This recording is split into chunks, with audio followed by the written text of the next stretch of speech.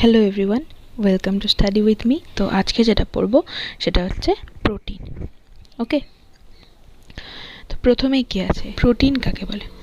তাহলে বললাম যে অ্যামাইনো অ্যাসিডগুলো এক একটা পুঁথির মতো কাজ করে। এই অ্যামাইনো অ্যাসিডগুলো মিলে মিলে যে লম্বা চেইন তৈরি করে তাকেই বলা হয় হচ্ছে প্রোটিন। সেটা সহজ ভাষায় বললাম। এটা দেখো, প্রোটিন কাকে বলে? কার্বন, হাইড্রোজেন, অক্সিজেন, নাইট্রোজেন এদের সমন্বয়ে গঠিত অ্যামাইনো অ্যাসিডের মনোমার। এই যে এগুলো এক একটা মনোমার, মনোমারগুলো পেপটাইড বন্ধনী দ্বারা যুক্ত হয়ে, ওরা যেই বন্ধনী দ্বারা যুক্ত থাকে তাকে বলা হয় পেপটাইড বন্ড।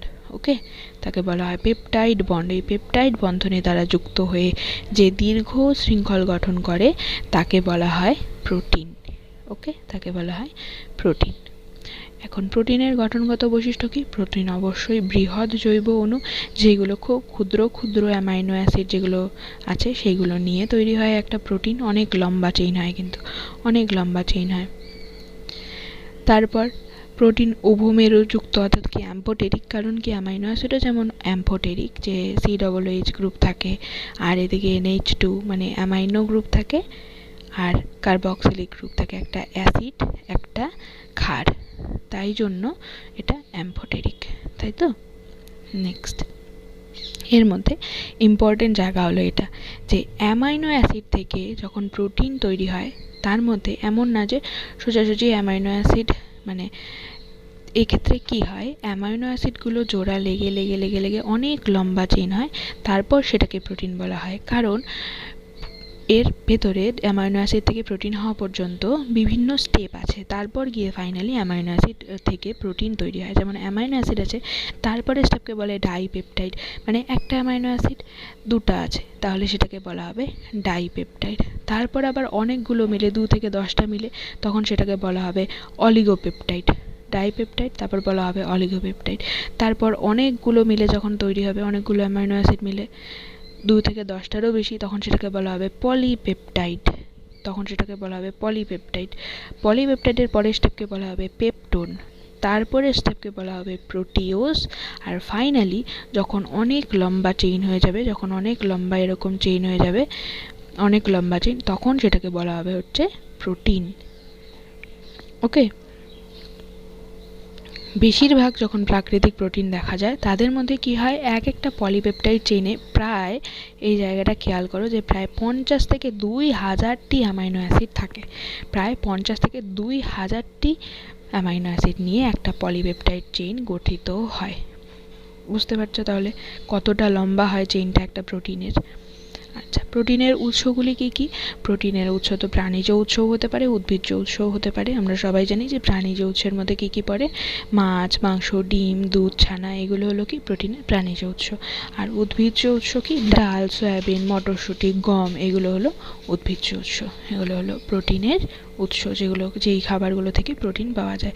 আর প্রোটিনের তাপ শক্তির উৎপাদন ক্ষমতা কতটা, মানে প্রোটিনের তাপন মূল্য কতটা, সেটা হচ্ছে সেম অ্যাজ কার্বোহাইড্রেট, মানে 4.2 কিলো ক্যালোরি। ওখানেও আমরা দেখেছিলাম 4.0 বা 4.0 থেকে 4.2।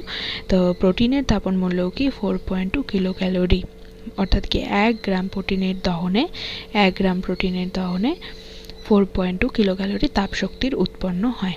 আর মানবদেহে মোট যে পরিমাণ শক্তির চাহিদা, তার 10 থেকে 15 ভাগ হচ্ছে প্রোটিন জাতীয় খাদ্যই সরবরাহ করে। ওকে, তাই প্রোটিনের পুষ্টিগত গুরুত্ব খুব। এখন আরও কয়েকটা শ্রেণীবিভাগ দেখি না, যে আকৃতি অনুযায়ী প্রোটিনকে কী কী ভাগে ভাগ করা হয়। আকৃতি অনুযায়ী মানে কেমন দেখতে প্রোটিনটা, সেই অনুযায়ী প্রধানত দুটা ভাগে ভাগ করা হয়। একটা হলো ফাইব্রাস প্রোটিন, মানে এরকম ফাইবারের মতো থাকবে প্রোটিনগুলো, যখন তন্তুর মতো, সেটাকে বলা হবে তন্তুময় প্রোটিন।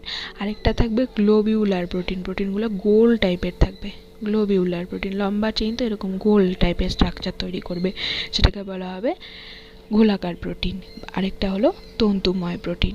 এখন তন্তুময় প্রোটিনের মধ্যে কি কি ভাগ আছে, এই যে ফাইব্রাস প্রোটিন যেগুলো আছে সেগুলোর মধ্যে কে এই ফাইব্রাস প্রোটিনের মধ্যে পড়ে? Keratin, collagen, elastin, fibroin. দেখো, এইগুলো হলো এরকম তন্তু টাইপের প্রোটিন, ফাইব্রাস প্রোটিন।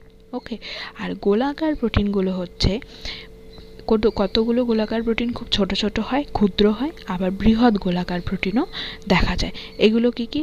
যদি ক্ষুদ্র ক্ষুদ্র গোলাকার প্রোটিন হয় সেগুলি হলো হিস্টোন প্রোটিন, যেটা আমরা নিউক্লিক অ্যাসিডের সাথে হিস্টোন প্রোটিন মিলে নিউক্লিওজোম গঠন করে, যেটা ক্রোমোজোম তৈরির সময় দেখব আমরা। তো হিস্টোন প্রোটিন এইরকম গোলাকার প্রোটিন। আর বৃহৎ গোলাকার প্রোটিন যদি হয় সেগুলো হচ্ছে ডিমের মধ্যে থাকা প্রোটিন অ্যালবুমিন, আবার সিরামের মধ্যে, অর্থাৎ সিরাম মানে হচ্ছে ব্লাড সিরাম, রক্তের সিরামের মধ্যে থাকা গ্লোবিউলিন প্রোটিন। ঠিক আছে, খুব ইম্পর্টেন্ট জায়গা যে ক্ষুদ্র গোলাকার প্রোটিন হলো হিস্টোন, আর বৃহৎ গোলাকার প্রোটিন হলো ডিমের অ্যালবুমিন আর সিরামের গ্লোবিউলিন প্রোটিন। খুব ইম্পর্টেন্ট জায়গা এগুলো, যে কোন প্রোটিন কেমন দেখতে হয়, সেগুলো আকার অনুযায়ী প্রোটিন কেমন কেমন ভাগে ভাগ করা যায়। নেক্সট, গঠন অনুযায়ী প্রোটিনকে কী কী ভাগে ভাগ করা যায়, এগুলো দেখলাম আকার অনুযায়ী। আবার গঠন অনুযায়ী কেমন হয় সেটা হচ্ছে সরল প্রোটিন হতে পারে, সংযুক্ত প্রোটিন হতে পারে, আবার লব্ধ প্রোটিন হতে পারে। সরল প্রোটিনের একটা করে উদাহরণ মনে রাখলেই হবে। যেমন সরল প্রোটিনের উদাহরণ অ্যালবুমিন, গ্লোবিউলিন এইগুলো। সংযুক্ত প্রোটিন হিমোগ্লোবিন, লব্ধ প্রোটিন পেপটোন, প্রোটিওজ, এইগুলো হলো লব্ধ প্রোটিন। ওকে, তো এখানে কয়েকটা চার্ট দেওয়া হলো এই ক্লাসটায়। তো এইগুলো আমি এই ক্লাসটার পিডিএফটা ডেসক্রিপশন বক্সে দিয়ে দেবো, তোমাদের যদি প্রয়োজন হয় তোমরা ওখান থেকে দেখে নিতে পারো। ওকে, আর কাজ অনুযায়ী প্রোটিনকে কয় ভাগে ভাগ করা হয় দেখো, এই জায়গাটাও খুব ইম্পর্টেন্ট জায়গা একটা, যে কাজ অনুযায়ী কয় ভাগে ভাগ করা হয়।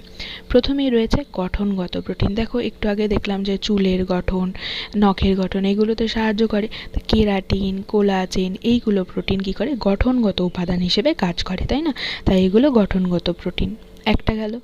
সেকেন্ড হচ্ছে উৎসেচক ধর্মী প্রোটিন, যেমন কি ট্রিপসিন, রাইবোনিউক্লিয়েজ, এইগুলো কি প্রোটিন জাতীয় খাদ্যকে পরিপাক করতে সাহায্য করে, তাহলে এগুলো উৎসেচকের মতো কাজ করে। ওকে, তাহলে এগুলো উৎসেচক ধর্মী প্রোটিন। বাহক প্রোটিন, বাহক প্রোটিন মানে কি, যেমন রক্তের সাথে বাহিত হয়ে যাচ্ছে, রক্ত গঠন করে, যেমন হিমোগ্লোবিন, এটা কি, এগুলো বাহক প্রোটিন হিসেবে কাজ করে। হিমোগ্লোবিন, হিমোসায়ানিন এগুলো। ওকে, তাহলে বাহক প্রোটিন হিসেবে কাজ করছে এইগুলো প্রোটিন। সঞ্চয়ী প্রোটিন মানে যেগুলো সঞ্চয় হয়ে থাকে, যেগুলো সঞ্চিত থাকে, যেমন দুধের মধ্যে কেসিন প্রোটিন থাকে। খুব খুব খুব ইম্পর্টেন্ট জায়গা এইগুলো, যে কোথায় কি প্রোটিন থাকে বা কোনটা কিভাবে কাজ করে। এখানে আমি চার্ট হিসেবে দিয়ে দিলাম যাতে তোমাদেরকে সুবিধা হয়, এই চার্টটা পড়লে কিন্তু মনে রাখার সুবিধা হবে, তাই জন্য এই চার্টটা এখানে দিয়েছি। দেখো, বাহক প্রোটিন পড়লাম। নেক্সট হচ্ছে সঞ্চয়ী প্রোটিন। কেসিন প্রোটিন নামে প্রোটিন হচ্ছে কি হয়, দুগ্ধ প্রোটিন বলা হয় ওটাকে, কারণ সেটা দুধের মধ্যে থাকে। ওকে, নেক্সট, ডিমের মধ্যে যে প্রোটিন থাকে তাকে বলে অ্যালবুমিন। এই অ্যালবুমিন নামে প্রোটিনটা ডিমের মধ্যে থাকে। এগুলি সব হচ্ছে কি সঞ্চয়কারী প্রোটিন। পেশি সংকোচক প্রোটিন, অ্যাক্টিন, মায়োসিন, এই ফিলামেন্টগুলো এগুলো কি করে, পেশি সংকোচন প্রসারণে সাহায্য করে, এটা পেশি সংকোচক প্রোটিন বলা হয়। অ্যাক্টিন, মায়োসিন এইগুলোকে। দর্শন প্রোটিন, অবশ্যই এটা তো মোটামুটি সবাই জানি যে আয়োডপসিন আর রোডপসিন। কোথায় কোথায় থাকে, আয়োডপসিন থাকে হচ্ছে কোন কোষে, আর রোডপসিন থাকে হচ্ছে রড কোষে, তাই না? চোখের রড কোষ আর কোন কোষের মধ্যে থাকে এগুলো, তাই এগুলো দর্শন প্রোটিন। দেহ সংরক্ষণ প্রোটিন, যেমন কি ফাইব্রিনোজেন, অ্যান্টিবডি। অ্যান্টিবডিও কিন্তু প্রোটিন জাতীয় পদার্থ। অ্যান্টিবডি যেটা আমাদের বডিতে আমাদের শরীরকে রক্ষা করে অন্যান্য অ্যান্টিজেনের থেকে, যেমন এই করোনাকালে অ্যান্টিবডি নিয়ে অনেক কথা হচ্ছে, সেই অ্যান্টিবডি কিন্তু এক ধরনের প্রোটিন, অবশ্যই মনে রাখতে হবে। বিপাক নিয়ন্ত্রণকারী প্রোটিন, যেমন ইনসুলিন, থাইরক্সিন, এই হরমোনগুলো কী করে, বিপাক নিয়ন্ত্রণ করে, তাই না? এই ইনসুলিন হরমোন এইগুলোও এক ধরনের প্রোটিন। কেমন প্রোটিন? এগুলো বিপাক নিয়ন্ত্রণকারী প্রোটিন। এই চারটা খুব ইম্পর্টেন্ট, আর সবাই খুব মন দিয়ে ভালো করে দেখে রাখো এই চারটা। ওকে, নেক্সট, বিভিন্ন জৈবনিক প্রক্রিয়ায় প্রোটিনের কী কী ভূমিকা।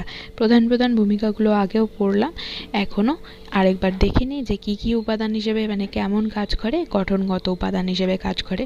প্রোটিন হচ্ছে বিভিন্ন অঙ্গকে দৃঢ়তা প্রদান করে, অঙ্গগুলিকে রক্ষা করে, যেমন লোম, চুল, ত্বক, তারপর পাখির পালক, খুর, শিং, চঞ্চু মানে পাখির ঠোঁট, এইগুলো কিন্তু কেরাটিন প্রোটিন দিয়ে গঠিত। আমরা শুধুমাত্র চুল বা ত্বকের কথা বলছি যেটা আমাদের ক্ষেত্রে, কিন্তু অন্যান্য প্রাণীদের ক্ষেত্রে শিং, চঞ্চু, খুর এইগুলোও কিন্তু কেরাটিন প্রোটিন দিয়ে গঠিত, যেটা এটাকে খুব কোলাজেন প্রোটিন, ইলাস্টিন প্রোটিন এইগুলো দ্বারা গঠিত। আমাদের বডির যে পেশিগুলো অর্থাৎ কি মাসেলগুলো, এইগুলো এই প্রোটিন দিয়ে গঠিত হয়। তাই জন্য দেখবে যারা বডি বিল্ডার হয় তারা কি হয়, প্রোটিন জাতীয় খাবার খুব বেশি পরিমাণে খায়। ডিম খায়, মানে ডিমের হোয়াইট পোর্শনটা, সাদা পোর্শনটা, সেটা খুব বেশি পরিমাণে খায়, কারণ সেখানে অ্যালবুমিন থাকে অনেক বেশি, তাই তো। তাহলে প্রোটিন কিন্তু দেহ গঠন করতে খুব সাহায্য করে।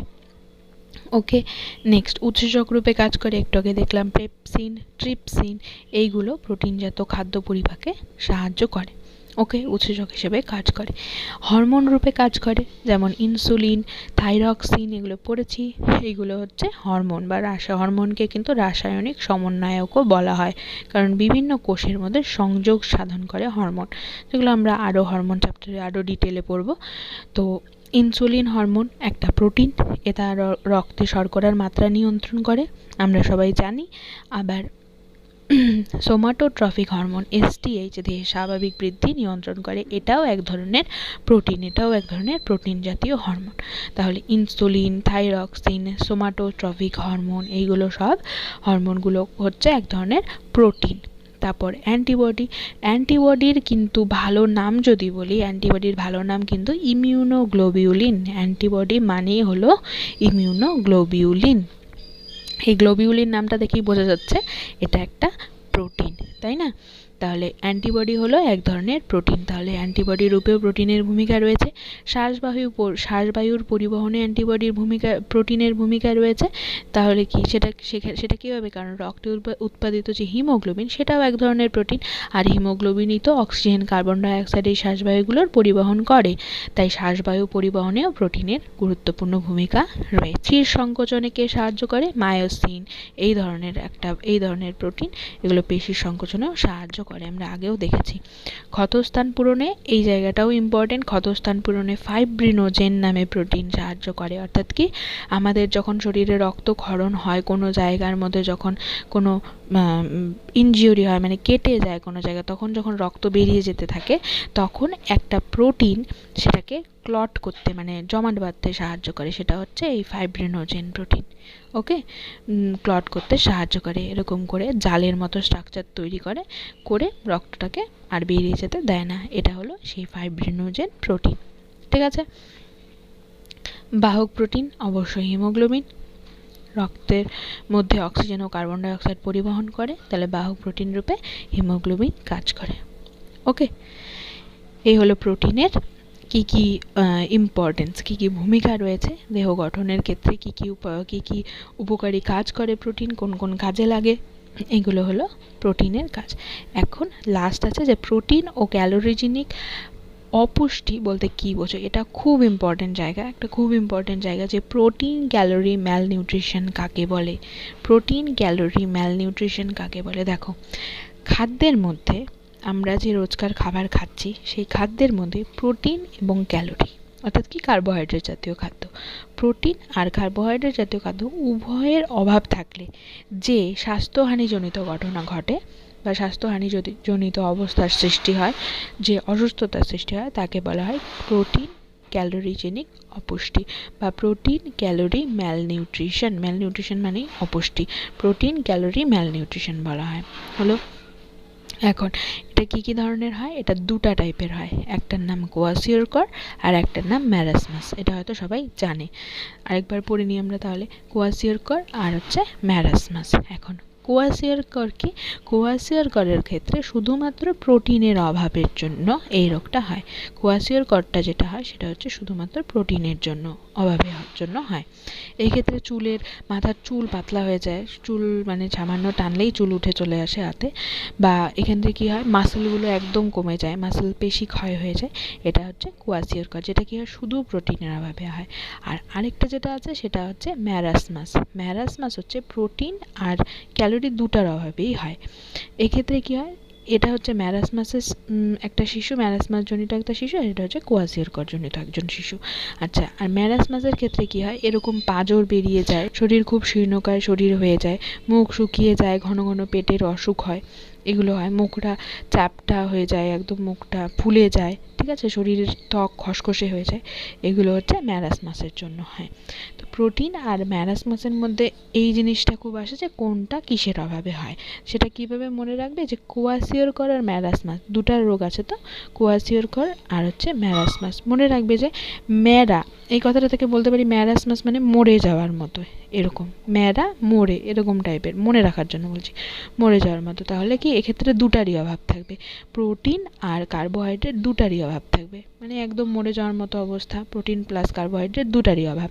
আর কোয়াসিওরকরের ক্ষেত্রে শুধু প্রোটিনের অভাব, ঠিক আছে, এইভাবে মনে রাখা যেতে পারে, শুধু প্রোটিনের অভাব। আর ম্যারাসমাসের ক্ষেত্রে প্রোটিন এবং কার্বোহাইড্রেট দুটারই অভাব হয়। ওকে, এটা হলো প্রোটিন ক্যালোরি ম্যালনিউট্রিশন, খুব ইম্পর্টেন্ট জায়গা। ওকে, তো যদি ভিডিওটা ভালো লাগে তাহলে একটা লাইক করে দিও, আর সাবস্ক্রাইব করতে একদম ভুলো না, বন্ধুদের মধ্যে শেয়ার করে দিও।